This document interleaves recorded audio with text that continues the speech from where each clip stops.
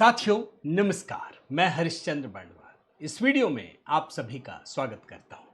दोस्तों, ममता बनर्जी के जीवन में लगातार कोई ना कोई भूचाल आता रहता है और इस बार जो भूचाल आया है, नया भूचाल आया है दोस्तों, उसमें तो कोर्ट का आदेश भी काम न कर पाए, इतना बड़ा भूचाल है। और जितना सोर्स था ना दोस्तों, भाई ममता बनर्जी का एक जीवन था जिसमें हमें दिखता था सूती साड़ी और हवाई चप्पल, मगर यहां तो कहानी कुछ और ही निकल रही है दोस्तों। इतना धन, अकूत संसाधन सोच से भी परे है। इस पर तो मैं कई कहानियां दिखा चुका हूं, लेकिन अब जो मामला आया है दोस्तों, उसमें ममता बनर्जी की पार्टी तृणमूल कांग्रेस के जितने भी बैंक अकाउंट हैं, कम से कम 12 और बैंक खाते सबके सब सील कर दिए गए हैं और कम से कम 1000 करोड़ रुपए। सोच करके समझ में नहीं आता, ये तो गजब की कहानी है कि मेरे पास तो कुछ भी नहीं है, लेकिन जिस पार्टी को उन्होंने बपौती समझ लिया, वहां तो 1000 करोड़ रुपए धरे हुए हैं। कहानी क्या है दोस्तों, जरा देखिए ध्यान से। और हाँ, इसमें मैं ये भी बताऊंगा कि कैसे पश्चिम बंगाल के मुख्यमंत्री शुभेंदु अधिकारी के हाथ जादुई चिराग लग गया है, पैसे बरस रहे हैं। आखिर क्या कहानी है, जरा ध्यान से देखिए। आपसे निवेदन करता हूं, जरूर कमेंट कीजिएगा दोस्तों। जय सिया राम। आप सभी को लाइक कीजिएगा, शेयर कीजिएगा। आइए बहुत संक्षिप्त में आपको आज की कहानी दिखाने जा रहा हूं दोस्तों। क्या लिखा है देखिए। ममता बनर्जी को महा झटका, टीएमसी के 12 और बैंक खाते सील, अब तक 1000 करोड़ रुपए लॉक। ईडी का ऐसा शिकंजा कसा है दोस्तों, ऐसा शिकंजा कि ममता बनर्जी को अब अपनी लाचारी साफ साफ दिख रही है। जब मुख्यमंत्री थी ना, तो ये ईडी, सीबीआई, पुलिस वाले सब बेचारे दिखते थे, कोर्ट कचहरी की बात सुनने को तैयार नहीं थी, प्रधानमंत्री के बगल में बैठती नहीं थी, वो मीटिंग बाइकआउट कर देती थी, गृह मंत्री को कहती थी कि बाहर नहीं निकलने देंगे। अब देखिए हुआ क्या है दोस्तों, मैं आपको बताता हूं। कोई और नहीं, पश्चिम बंगाल पुलिस ने टीएमसी के 12 और बैंक खातों को पूरी तरह से फ्रीज कर दिया है। और ये कब किया है? एक ही दिन पहले कोलकाता हाईकोर्ट का आदेश आया था और उसके बाद ये बड़ी कार्रवाई हुई है। और कुल मिलाकर के 3 पहले बैंक खाते थे जो सील किए गए, यानी टोटल 15 बैंक खाते, और कुल रुपये कितने हुए? 1000 करोड़ रुपये। और जो आला अफसर बता रहे हैं उसके मुताबिक जिन 12 नए खातों पर रोक लगाई गई है, वे अलग अलग सरकारी और प्राइवेट बैंकों में फैले हुए हैं। पुलिस ने इन खातों को खोलने वालों की पूरी कुंडली और सभी लेन देन, यानी जितने भी ट्रांजैक्शंस हुए, उन सब का ब्यौरा बैंकों से तलब किया है। और इससे पहले मैं आपको जरूर बताना चाहूंगा दोस्तों कि इससे पहले कोलकाता हाई कोर्ट ने एचडीएफसी बैंक के 3 खातों से जो रोजमर्रा का खर्चा होता है ना, जैसे स्टाफ की सैलरी देनी है, दफ्तर का खर्च करना है, कानूनी लड़ाई लड़नी है, उसके लिए कहा भैया इतने पैसे तो दे दो। और सब जगह छप गया कि ठीक है, पार्टी तो गई, लेकिन सारा खजाना तो ममता बनर्जी के पास है। लेकिन कोलकाता हाईकोर्ट ने दोस्तों एक और काम किया। कोलकाता हाईकोर्ट ने रिटायर्ड जस्टिस सुब्रत तालुकदार को विशेष अधिकारी नियुक्त किया है और यह कहा है कि पुलिस की इस नई कार्रवाई से हाईकोर्ट से मतलब एक पूर्व रिटायर्ड जस्टिस को लगा दिया और यह कह दिया कि जो अब पैसे निकलेंगे वो उसमें इनके भी हस्ताक्षर होंगे, इनका जो खर्च है वो आपको ही देना पड़ेगा। एक सैलरी बांध दी गई है। लेकिन अब जो नया पुलिस ने काम किया है दोस्तों, उससे समझिए हाई कोर्ट का आदेश भी एक तरीके से बेअसर हो गया है। ये साफ साफ लिखा है, मैं आपको पढ़ रहा हूं। और ये घमासान क्यों मचा है ये भी आप देखिए।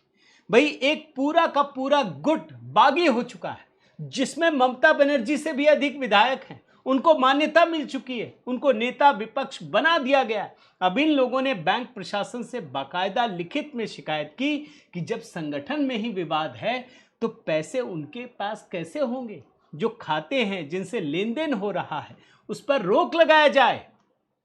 और बाकायदा दोस्तों बागी नेताओं ने विधाननगर पुलिस के साइबर क्राइम सेल में शिकायत दर्ज कराकर आरोप लगाया था कि इन खातों में भारी भरकम रकम के सोर्स संदिग्ध हैं और इस शिकायत के अगले ही दिन पुलिस ने तुरंत एफआईआर दर्ज करके जांच शुरू कर दी। मामला क्या है जरा वो भी समझ लीजिए। ये एक प्राइवेट एविएशन कंपनी से जुड़ा है दोस्तों। 160 करोड़ रुपए का कथित मनी लॉन्ड्रिंग का ये मामला है। और जो खबरें आ रही थी कि पार्टी ने ही 2 हवाई जहाज खरीदने के लिए लोन दिया और उसके बाद जो उसका इस्तेमाल हो रहा है उसका किराया भी भर रहे हैं। ये बड़ा खतरनाक मामला है दोस्तों। ये पूरा का पूरा स्कैम एक एम्ब्रेयर बिजनेस जेट और एक अगस्ता हेलीकॉप्टर की रहस्यमयी खरीद फरोख्त से जुड़ा हुआ है। अब टीएमसी फिर से हाईकोर्ट पहुंची है। मिलॉर्ड जल्दी सुनिए, अभी तो कुछ और चल रहा था, अब कुछ और हो गया है। अब यह माना जा रहा है दोस्तों कि सोमवार को सुनवाई होगी। जस्टिस कृष्णा राव की अदालत में तुरंत गुहार लगाई गई है और सोमवार को अदालत फैसला करेगी कि इस पर क्या होना है। तो यानी ममता बनर्जी के लिए यह बहुत बड़ा झटका है, एक नया भूचाल है। इनको लग रहा था कि हम अपनी गरीबी बेचते रहेंगे लोगों के बीच और पार्टी का खजाना भरते रहेंगे। पार्टी ही गायब हो गया, पार्टी को किसी और ने हथिया लिया। अब पैसा भी आपके पास नहीं रहेगा और इसी बात की चिंता ममता बनर्जी को सता रही है। तो ये तो खजाने की लड़ाई है दोस्तों। एक और अपडेट, एक आध अपडेट और देता हूं। यूनिफॉर्म सिविल कोड, भाई ममता बनर्जी तो बहुत विरोध करती थी ना, तुष्टीकरण में इतना आगे जा चुकी थी कि जो बात संविधान में लिखी है उसके खिलाफ बोलने से भी परहेज नहीं करती थी। यूनिफॉर्म सिविल कोड का विरोध करती थी। भैया शुभेंदु अधिकारी सरकार लेट लतीफी के मूड में नहीं है। 2 महीने में ही सारा काम कर दिया। आप देखिए 9 सदस्यीय विशेषज्ञ समिति का गठन कर दिया गया है और इसकी अध्यक्षता सेवानिवृत्त न्यायाधीश जस्टिस रंजना प्रकाश देसाई की अध्यक्षता में ये बनाई गई है। मानकर चलिए दोस्तों कि बस 6-7 महीने में ये कानून भी पास हो जाएगा और लागू भी हो जाएगा। ये बहुत बड़ी खबर है। अब मैं आपको जादुई चिराग के बारे में भी बता देता हूं। मैं बात कर रहा हूं दोस्तों कि पिछले पहले ही महीने, सिर्फ 1 महीने की बात बता रहा हूं, पश्चिम बंगाल में एक अजूबा हो गया है।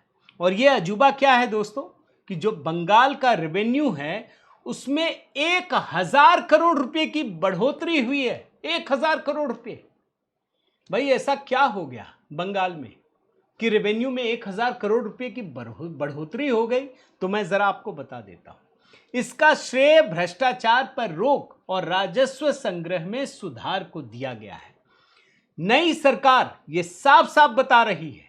भाई अगर सरकार बता रही है तो खजाने में पैसे दिखेंगे भी ना, तो पैसे दिख रहे हैं। 1000 करोड़ रुपया रेवेन्यू में बचा है, ये सरप्लस हुआ है।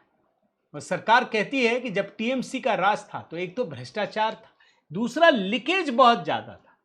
बालू, कोयला, पत्थर खनन से मिलने वाला जो राजस्व है उसमें उल्लेखनीय वृद्धि हुई है। जैसे लैंड रजिस्ट्रेशन, डिजिटल गवर्नेंस, पारदर्शी प्रशासन, इन सभी से बंगाल सरकार के रेवेन्यू में बढ़ोतरी हुई है। 1000 करोड़ रुपया, सिर्फ 1 महीने की बात बता रहा हूं दोस्तों। तो यही है खजाना। और इतना ही नहीं, मैं एक और चीज आपको दिखाता हूं। बंगाल सरकार में जब भारतीय जनता पार्टी कब्जा होता है भाजपा का, तो क्या होता है जरा देखिए। मैं सिर्फ निवेश की बात कर रहा हूं दोस्तों और एक एक चीज मैं आपको दिखा सकता हूं। क्या है? श्याम स्टील 15,000 करोड़ रुपए के निवेश की घोषणा की है। अमूल की बात देख लीजिए, हावड़ा के संकराइल फूड पार्क में अपना पहला पूर्ण स्वामित्व वाला मेगा डेयरी प्रोसेसिंग प्लांट लगाने के लिए 700 करोड़ रुपए का निवेश। लक्स इंडस्ट्रीज डानकुनी में 600 करोड़ रुपए के निवेश को मंजूरी। अडानी पे आइए, कोलकाता के न्यू टाउन में 2000 बेड का सुपर स्पेशलिटी अस्पताल बनाने की बात कही है। और इसके अलावा दोस्तों जापान की मित्सुबिशी केमिकल ग्रुप बंगाल सरकार के साथ सेमीकंडक्टर परियोजना में निवेश को लेकर उन्नत स्तर की बातचीत कर रही है। इतना सारा काम हो रहा है। मतलब एक तो सरकारी रेवेन्यू में बढ़ोतरी, उसके बाद हजारों करोड़ रुपए का निवेश। आप सोचिए क्या होगा दोस्तों। मैं तो सिर्फ एक आपको वीडियो दिखा देता हूं। वीडियो तो नहीं दिखा रहा, मैं ट्वीट दिखा दे रहा हूं। क्या लिखा है? Scenes unseen in Bengal for last 15 years. मुख्यमंत्री शुभेंदु अधिकारी लक्स कोसी के जो न्यू प्लांट है दोस्तों 600 करोड़ रुपए का, उसकी पूजा, उसका एक तरीके से पूजा करके फाउंडेशन स्टोन रखा जा रहा है। कभी ममता राज में आप कल्पना कर सकते हैं? कभी नहीं कर सकते, कोई कर ही नहीं सकता भाई। जहां सनातन संस्कृति से नफरत के बीज बोए जाते थे वहां ये हो ही नहीं सकता, वहां तो फैक्ट्री भी नहीं लग सकती। क्यों? कटमनी, गुंडा राज, तो सारे इंडस्ट्रियलिस्ट भाग रहे थे। यहां तो मामला पलट रहा है, सबको पता है। ये सरकार कभी भी उद्योगपतियों को या किसी भी उद्योग को नष्ट होने से बचाने का भरपूर प्रयास करेगी। और याद रखिए दोस्तों, मैं उत्तर प्रदेश की बात कहता हूं भाई। उत्तर प्रदेश में शुरुआती समय याद कीजिए, जब इंडस्ट्री लगी हुई थी ना, या लग रही थी, तो लोग फिरौती मांगते थे, घूमते थे, गुंडा राज था। इंडस्ट्री आ रही थी, जानते हैं योगी सरकार ने सबसे कड़ा कानून, यूएपीए का कानून लगाया था कि अगर किसी ने फिरौती मांगने की कोशिश की, देशद्रोह की धारा लगनी चाहिए। क्योंकि अगर एक भी कंपनी में एक भी घटना होती है, पूरे प्रदेश की छवि खराब होगी। और फिर दोबारा ऐसी घटना सुनने को नहीं मिली कि उत्तर प्रदेश के किसी भी इंडस्ट्री में एक भी व्यक्ति ने 1 रुपये की भी फिरौती ले ली। ये हुआ था। बंगाल में वही दौर लौट रहा है दोस्तों। और सिर्फ लक्स कोजी के प्लांट में जहां 600 करोड़ रुपए का इन्वेस्टमेंट हो रहा है, 9000 लोगों को नौकरी लगेगी। आप समझिए, तो ये काम बंगाल में हो रहा है, जहां एक तरफ ममता बनर्जी के लिए मुसीबतों का पहाड़ टूट पड़ा है, वहीं दूसरी तरफ जादुई चिराग शुभेंदु अधिकारी के हाथ में है, क्योंकि वो सच्ची नीयत से काम कर रहे हैं। उम्मीद करता हूं दोस्तों ये वीडियो आपको जरूर पसंद आया होगा। अपना कमेंट कीजिएगा दोस्तों, बताइएगा आपकी क्या राय है, लाइक कीजिएगा, शेयर कीजिएगा। अगर इस चैनल को आपने सब्सक्राइब नहीं किया है तो ज़रूर कीजिएगा। और आपसे निवेदन करता हूं दोस्तों, ज़रूर आप मेरे व्हाट्सएप ग्रुप में जुड़िए, ताकि जो भी लेटेस्ट वीडियो है वो आपको डायरेक्ट भी मिलता रहे। मुझसे संवाद करना हो तो नंबर है, बाकी अगर सहयोग करना चाहें तो सारे नंबर आपके डिस्क्रिप्शन में डले हुए हैं दोस्तों। बहुत बहुत धन्यवाद। जय सिया राम।